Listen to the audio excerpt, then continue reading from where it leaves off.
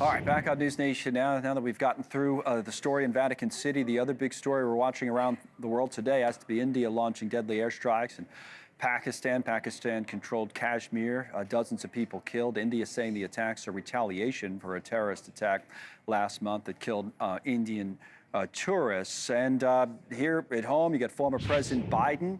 First interview since he left office, spoke to the BBC. Some comments on Ukraine getting attention. He was speaking to them ahead of the 80th anniversary of the end of World War II in Europe. Take a listen.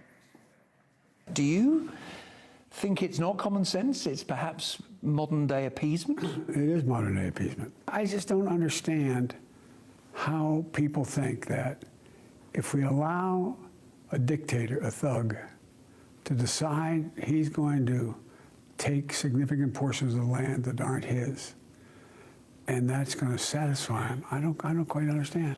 Okay, pleasure to be joined now live from Kyiv today by Ambassador William Taylor, of course, the former U.S. ambassador to Ukraine, now a distinguished fellow at the Atlantic Council's Eurasia Center. So, before we get into any of the specifics and what Biden's saying or what might happen next, now, last time I saw you was in Washington. We were both in Washington, but now you're in Ukraine. What's the mood like there? What are you picking up on the ground? Well, Connell, right now the Ukrainians are anxious. They're tired. You and I have talked about this before. They've been fighting now for more than 3.5 years, and it's more than 3 years. And it's not just the soldiers. It's the people, it's the families, it's the society. This is tired. So they're looking for some movement. They do not want to give up territory. They do not want to give up land. They accept that the Russians occupy 18% of their country. They don't like it. They hate it. They've been pushing back on it. But they accept that they're going to have a hard time pushing the Russians out of that 18%. What does that mean? What's the end result of that? That feeling. The end result of that feeling is an outline of a ceasefire, and the outline of the ceasefire probably includes some promise to the Ukrainians, some assurance, some guarantee to the Ukrainians that they won't be invaded again by the Russians. If the Ukrainians agree to a ceasefire, then they want to be sure that they won't be invaded again. But they will, as I say, they will acknowledge that the Russians occupy illegally 18%, almost 19% of their country. They want to get it back, but they recognize they're not going to get it back militarily.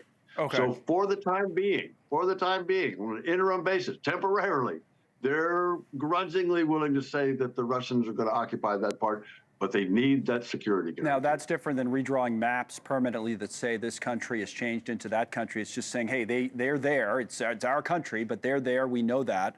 And now we have to make the most of that. Now, the comments you heard what President Biden had to say, the current Vice President, J.D. Vance, spoke today.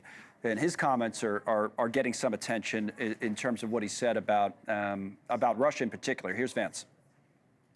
Right now, the Russians are asking for a certain set of requirements, a certain set of concessions in order to end the conflict. We think they're asking for too much, okay? And then obviously, the Ukrainians matter a lot. They're the other side. They're the other party, at least to the direct conflict. And we have to ask, what is the Ukrainian? What do they need in order to bring this conflict to a successful completion? All right, Ambassador Taylor, what would you say? Vance says Russia wants too much. And of course, he's right. The Russians do want too much. The Russians invaded. Let's be clear. The Russians are the cause of this war. And for them to put demands on the international community, on the Ukrainians, make requests to the Americans to validate their land grab, as you've indicated, is outrageous. So the Vice President, of course, is right. They are asking for too much. And he's also right. They need to listen to the Ukrainians. The Ukrainians have views. They have strong views about this. It's their land. It's their territory. The international community recognizes those borders. The Russians don't. So both of those things are important. Ambassador, thank you, as always. Ambassador Bill Taylor, today especially live from Kyiv with the perspective from Ukraine. Let's bring Paul Rieckhoff in now, the host of the Independent Americans podcast, co-founder of American Veterans for Ukraine. On that issue, we were talking to the ambassador about the land, right? Like when former President Biden was interviewed, he said that it was, you take parts of the land that aren't yours, like Putin's trying to do, it's modern day appeasement. What's that line? See, the way the ambassador as a diplomat is explaining it. Hey, we get it, they're on our land, versus what you're talking about in an agreement for a ceasefire.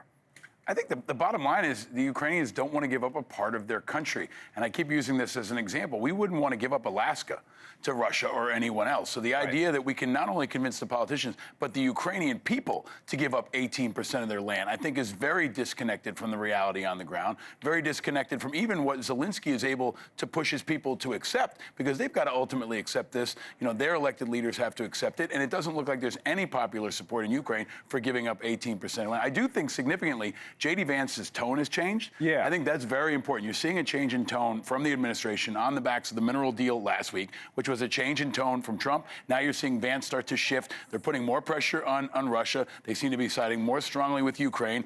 I don't know if they've seen the light, but it's long overdue, and I think it's a very significant political development here at home and how the Trump administration approaches Ukraine and Russia. Yeah, no, I think that's probably right. What I think is interesting is I hear all the time from people like Ambassador Taylor, you know, former ambassadors and the like who deal in diplomatic speak and are used to cutting deals like this. And I wonder if someone like you saying the same thing in a different way, or you disagree with what they're saying, because they're basically saying that, hey, we're going to have a ceasefire deal. Russia's going to be still running this land that they're running for all intents and purposes. They're going to be controlling it, right? Right. But we're not going to redraw the map to say this is Russia. Yeah, but what does that look like? I think your question is right. I think your question is it an occupied territory? Are there UN peacekeepers there? Right. How do you stop the Ukrainians that live there from fighting back? Well, right? They may not want to be occupied. So this is another one of those things that sounds good on TV or sounds good around a table, but there are actual human beings who live in those places and are very loyal to them. So if you said, okay, we're going to give Alaska to the Russians, what do the people who live in Alaska do? They have to decide if they're just going to accept that occupation, or they're going to fight back, or they're going to leave. And that's where it gets much more complicated. But if it's the only way to get peace in the meantime, does it make sense? They may not be willing to accept it. I mean, that's the reality here is I don't think the Ukrainians will accept giving it. They've said that clearly. They're not going to accept it.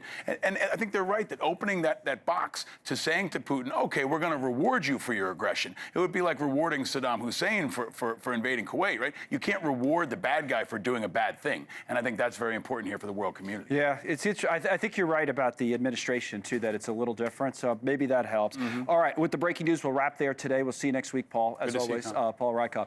All right.